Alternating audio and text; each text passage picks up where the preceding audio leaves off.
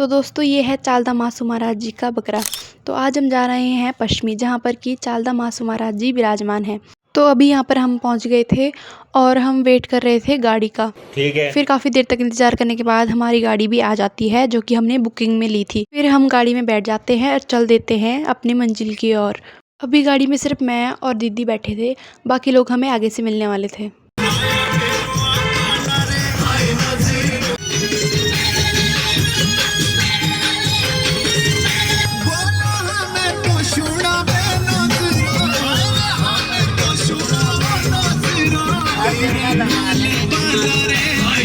फिर हम वहाँ पर पहुँच जाते हैं जहाँ से कि हमें बाकी लोग मिलने वाले थे।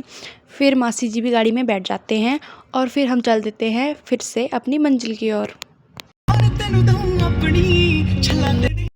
फिर हम अपने पहले स्टेशन पे पहुँच जाते हैं, जो कि आप देख सकते हो सामने, ये है शिलाई गाँव।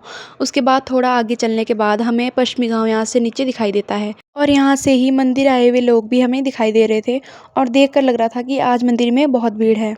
फिर थोड़ी ही दूरी और तय करने के बाद आखिरकार हम मंदिर में पहुंच जाते हैं और फिर मंदिर में पहुंचते ही मासी जी और चले जाते हैं यहाँ पर प्रसाद लेने के लिए। फिर प्रसाद लेते ही हम आ जाते हैं अपने जूते उतारने और उसके बाद चल देते हैं मंदिर की ओर।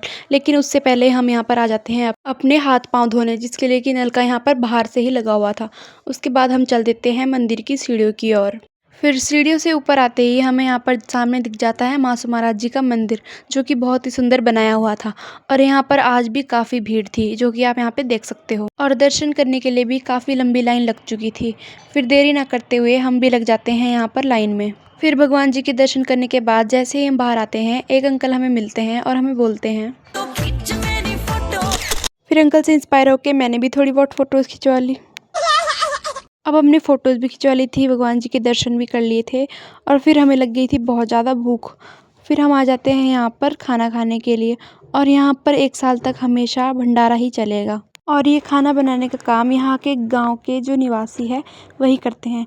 उसके बाद हम यहाँ पर खाना खाने बैठ जाते हैं और थोड़ी देर में खाना भी मिल जाता है और खाना बहुत ही स्वादिष्ट बना था।